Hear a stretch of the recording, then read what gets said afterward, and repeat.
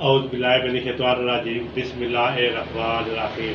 Pindi post کے ناظرین کو چودھری محمد اشفاق اور پنڈی پوسٹ کی پوری ٹیم کی طرف سے السلام علیکم۔ ناظرین، جس طرح کہ آپ جانتے ہیں آج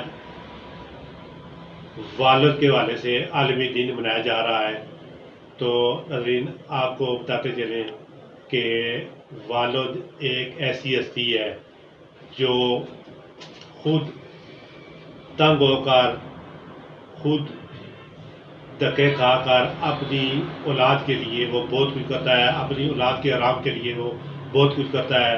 اپنی اولاد جو اس کی ہوتی ہے، بے شک سارے جو بیٹے بیٹیاں ہوتے ہیں وہ فرمانبردار نہیں ہوتے اور وہ والدین کے پسندیدہ میں نہیں ہوتے، لیکن اس کے باوجود والد سب کو ایک نظر سے دیکھتا ہے۔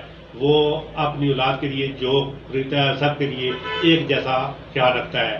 تو آج والد کے عالمی دن کے حوالے سے ہمارے ساتھ بات چیت کرنے کے لیے موجود ہے جناب نہایت ہی محترم شخصیت، خطہ پٹوار کے نہایت ہی معروف عالم دین مفتی جناب فدا حسین جلالی صاحب۔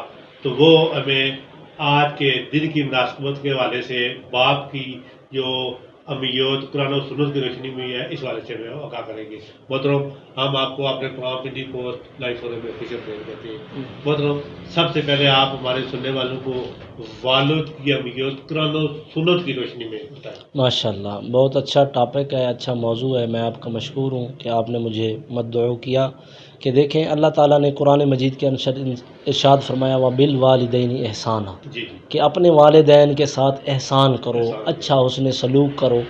اب والدین کے ساتھ احسان کیا ہے؟ آگے یہی قرآن کی آیت ہے کہ اللہ تعالیٰ آگے فرماتا ہے کہ جب وہ بھی کس نوعیت کا کریں، کیا کریں، اللہ تعالیٰ نے پھر کنڈیشن ہی بتائی کہ کس عندہم الکبر، کہ جب وہ بڑھاپے کی حالت میں چلے جائیں نا پھر ان کے ساتھ جو ہے نا حسن سلوک کرو۔ اس کا مطلب یہ نہیں ہے کہ وہ نوجوان ہو، صحت مند ہو تب نہ، نہیں، یہ ایک بڑھاپے کی کنڈیشن ایسی ہے، ایک اس حالت میں جب کوئی بندہ پہنچتا ہے تو اس کے حواس کام کرنا چھوڑ دیتے ہیں، اس کی آنکھوں کی وہ روشنی نہیں رہتی، اس کی وہ قوت سماعت نہیں رہتی، اس کا چلنے پھرنے کا وہ انداز نہیں رہتا۔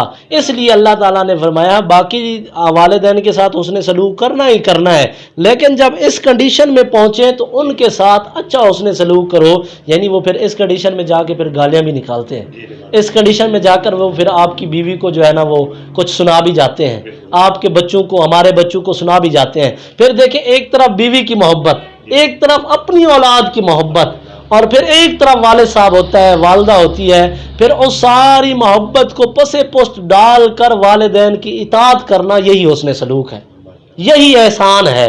اس کے بارے میں اللہ تعالیٰ نے فرمایا کہ جب بندہ اس حالت میں والد ہو، جب اس کی قوت سماعت بھی سننے سے وہ قاصر ہو جائے، دیکھنے سے وہ بھی قاصر ہو جائے، اس کے معاملات، وہ اس کا ذہن ہے، بزرگ بھی کہتے ہیں وہ کہ جب بندہ بوڑھا ہو جاتا ہے تو اس کا مزاج بچوں والا ہو جاتا ہے، وہ اس کی وہ ذہن نہیں رہتا، وہ اس کا عقل و فہم نہیں رہتی، باتوں یاداشت نہیں رہتی، کافی چیزیں جو ہیں وہ اس کی عمر کے مطابق وہ ڈاؤن ہو جاتی ہے۔ لیکن اس حالت میں والد کی ہاں میں ہاں ملانا، والد کی اطاعت کرنا، والدہ کی اطاعت کرنا، یہ کمال ہے۔ اور یہی اس کے بارے میں اللہ نے فرمایا وَبِالْوَالِدَيْنِ إِحْسَانًا۔ ایک اس کی بات کوٹ کرتا ہوں، مولانا روم نے مثنوی شریف کے اندر لکھا کہ ایک والد صاحب تھے، وہ چارپائی پر، بچہ چھوٹا تھا، چارپائی پر بیٹھا ہوا تھا، تو والد صاحب کام کر رہے تھے، ابھی وہ بچہ بولنا سیکھا تھا۔ بچہ بولے نا تو والد خوش ہو جاتا ہے، چھوٹا بچہ ہو نا، کوئی باتیں کرنا لگے تو وہ جب بولتا ہے تو والد کا کلیجہ ٹھنڈا ہو جاتا ہے کہ میرا بیٹا بولنا سیکھ گیا ہے۔ تو دیوار کے اوپر ایک کوا آ کے بیٹھا، تو اس بچے نے پوچھا ابو سے کہ بابا یہ کیا ہے؟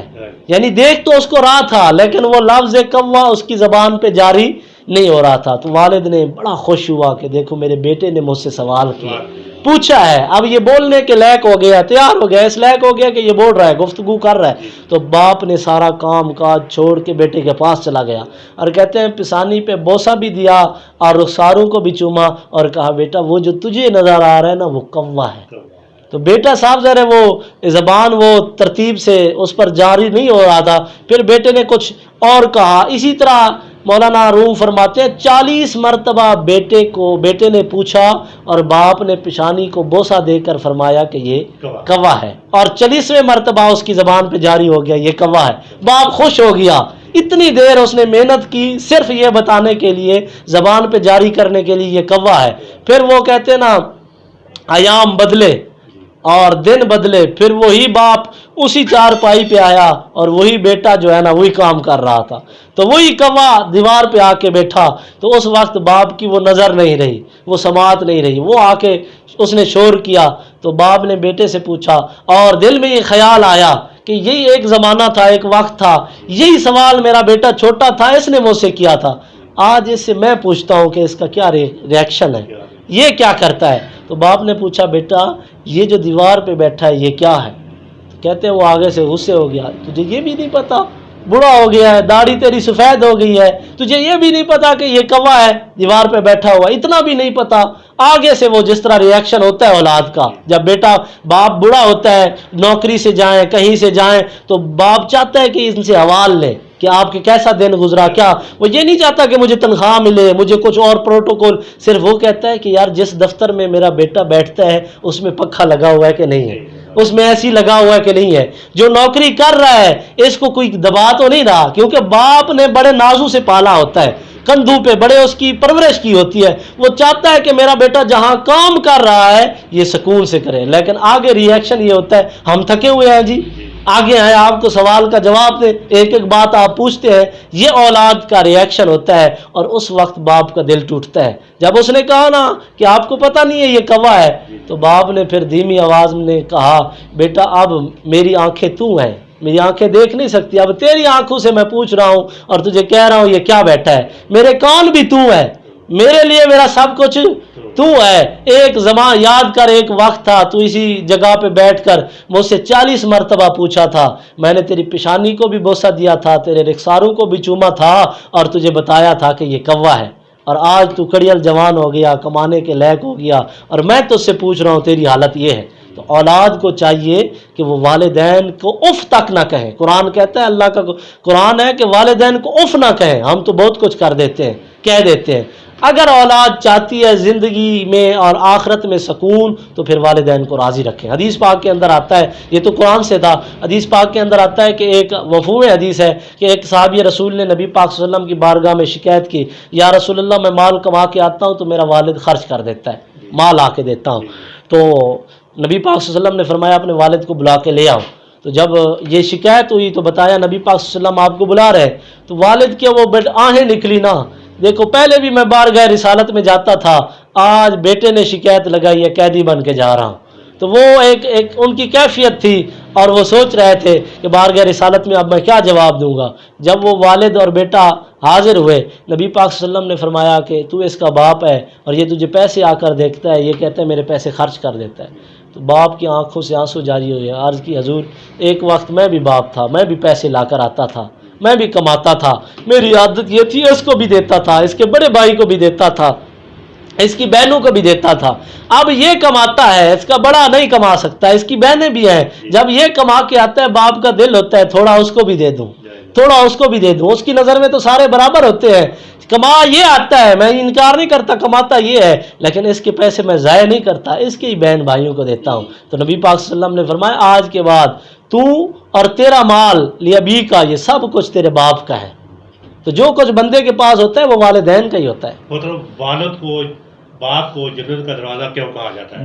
باپ کو جنت کا دروازہ اس لیے کہا گیا ہے، جو میری ناقص سمجھ کے مطابق ہے کہ دیکھیں اب ویسے معاشرے کے اندر جہاں بھی دیکھیں نا پیچھے لکھا ہوتا ہے یہ سب میری ماں کی دعا ہے. ماں کا درجہ ہے، اس میں کوئی انکاری نہیں ہے، لیکن ماں کو جنت کہا ہے تو والد کو جنت کا دروازہ اس لیے کہا ہے کہ اگر جنت میں جانا ہے تو دروازے سے ہو کر آنا پڑے گا.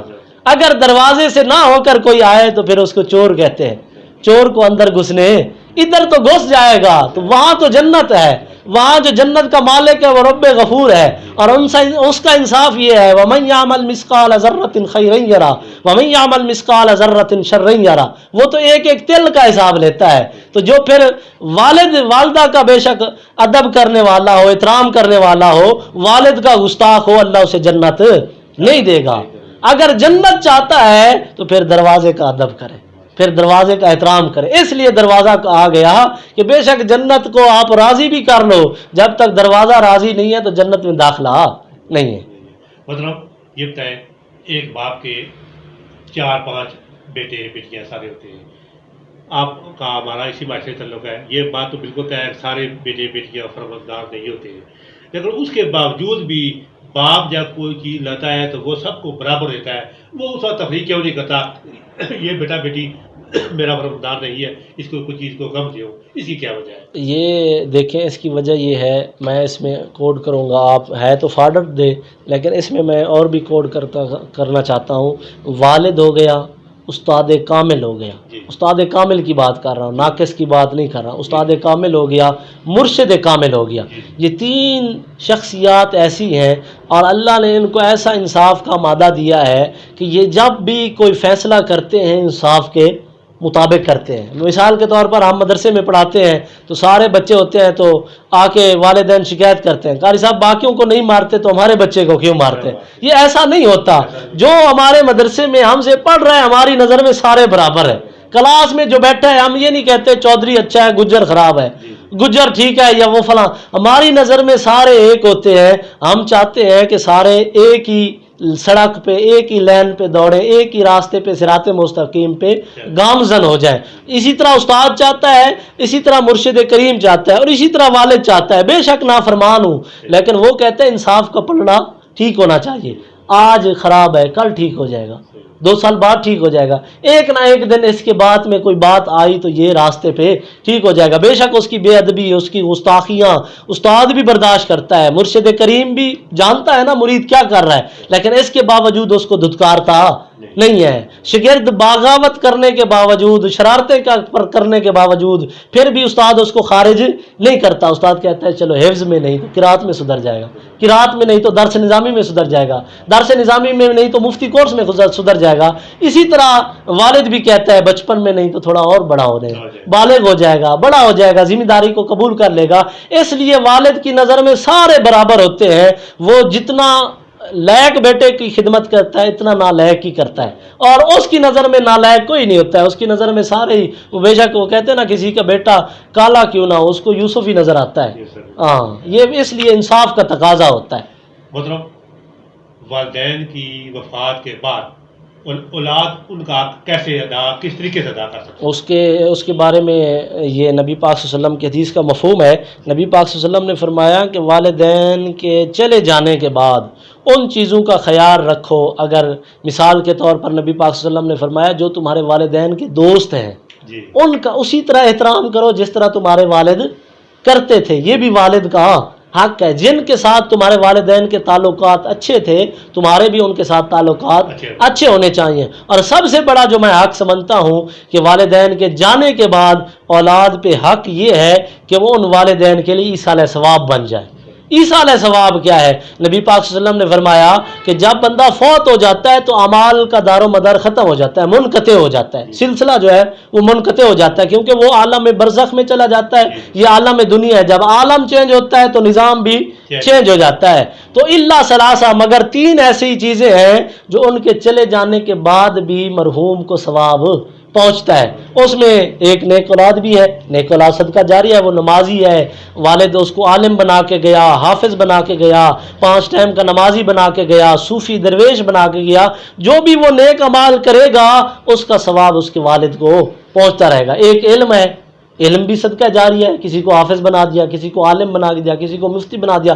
بے شک استاد چلا گیا، وہ جو علم آگے پڑھے گا، پڑھائے گا، جتنا بھی سلسلہ چلا جائے گا اس کا ثواب استاد کے کھاتے میں جائے گا. اور تیسرا جو ہے صدقہ جاری ہے، کنواں کھدوا دینا، راستہ دے دینا. کوئی ایسا کام کر کے گیا، ہم کا تو راستے بند کرتے ہیں نا، ہم تو پانی بند کرتے ہیں. ہم تو چاہتے ہیں کہ دوسرے مسلمان کو تکلیف ہو، یہاں سے نہ گزرے. لیکن یہ راستہ بند کرنا یزیدیوں کا کام ہے اور راستے کھولنا حسینیوں کے کام ہے. آپ نے دیکھے نا لبیک والوں کے راستے بند ہوئے، لبیک والوں نے راستے کھولے بھی سی اور لوگوں کو لنگر بھی دیا.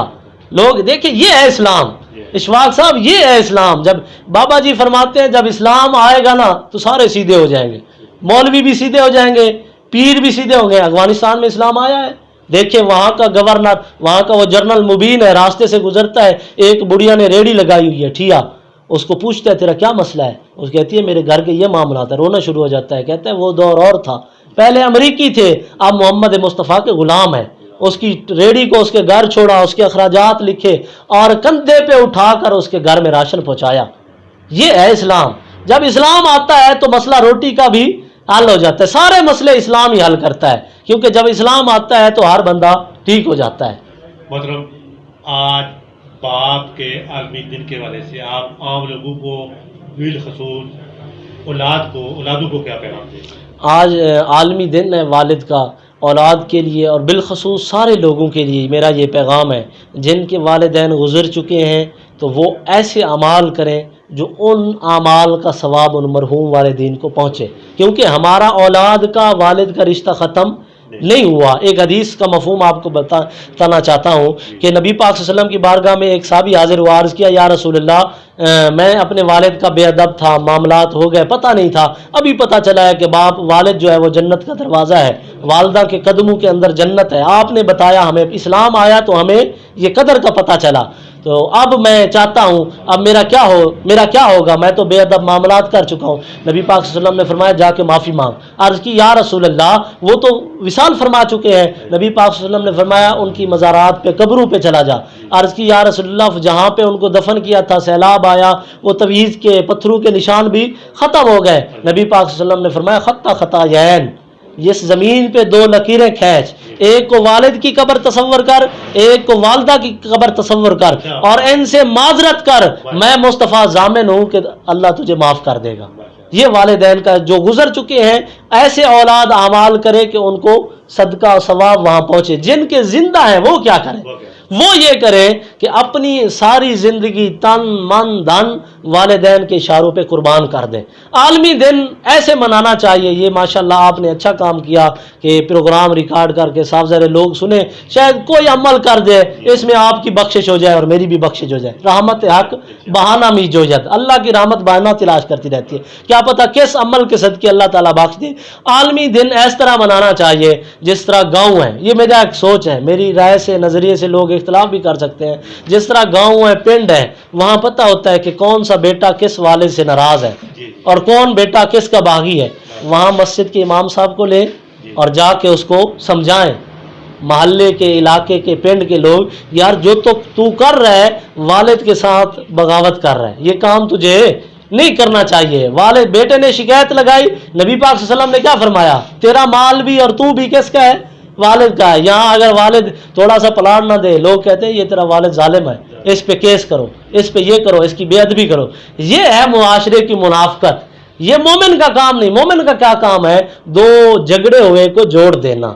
اگر بیٹے کے اندر ایسی بیماریاں ہیں، ہر بندہ اپنے پنڈ میں، گاؤں میں، اپنے محلے کے اندر دیکھے کہ کون سے والدین ناراض ہیں، کن سے اولاد ناراض ہے. پھر چار بندے امام صاحب کو لے کر ان کو قرآن و حدیث کے سامنے ان کو سمجھائیں اور جا کے اس اولاد کو کہیں کہ آج عالمی دن ہے، اس کا حق یہ ہے کہ والد کے قدم چوم لو، والد کے قدموں میں پڑ جاؤ، تاکہ تیری دنیا بھی تبدیل ہو جائے، دنیا کے اندر بھی تجھے سکون ملے اور آخرت بھی تیری بن جائے. یہ لوگ نہیں کرتے. یہ لوگ آپ بہتر جانتے ہیں لوگ کیا کرتے ہیں، مسئلے کو ہوا دیتے ہیں. اور ہوا دینا، مسئلے کو ہوا دینا، فتنہ کرانا، فساد فی الارض، نہ یہ رب غفور کو پسند ہے، نہ نبی پاک صلی اللہ علیہ وسلم کو پسند ہے. یہ مومنین کا طریقہ نہیں ہے. عالمی دن اس طرح مناؤ، سکولوں کے اندر والدین کو بلا لو، مدارس کے اندر والدین کو بلا لو، طلباء ان کے پاؤں دھوئیں، جو ناراض طلباء ہیں ان کے پاؤں دھو کے ان کے پاؤں کو بوسہ دے اور وہاں صلح ہو. پتہ چلے کہ فلاں پنڈ کے اندر، آپ کے پنڈ کے اندر چار فیملیاں جو تھی، باپ بیٹوں سے ناراض تھا، بیٹے باپ کے ناراض سے، کیا ہوا جی؟ علاقے کے اشفاق صاحب، امام صاحب، فلاں جو گئے ہیں اس مسئلے کو حل کر دیا ہے. اور نبی پاک صلی اللہ علیہ وسلم نے فرمایا جو دو مومنین کی صلح کرا دیتا ہے، اولاد اور والد کا تو وہ عجیب درجہ ہے اور بہت درجہ ہے، جو ان کی صلح کرا دیتا ہے اللہ اس صلح کی برکت سے ان کی بخشش فرما دیتا ہے. تو اس طرح عالمی دن بنانا چاہیے، صلح کرانی چاہیے اور تعلقات کو بہتر کرنا چاہیے. حضرین، ہمارے ساتھ موجود تھے محترم مفتی فدا حسین نجرانی صاحب.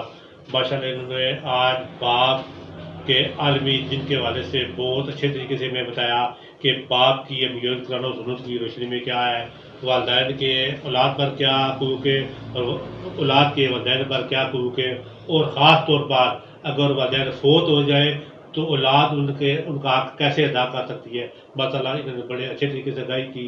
مطلب آپ نے ہمیں وقت دیا، ہمارے سننے والوں کو بڑی خوبصورت باتیں سنائیں، آپ نے ہمیں ٹائم دیا، آپ کا بہت بہت شکریہ۔ ناظرین اسی کے ساتھ ہی آپ سے اجازت چاہیں گے، خدا حافظ۔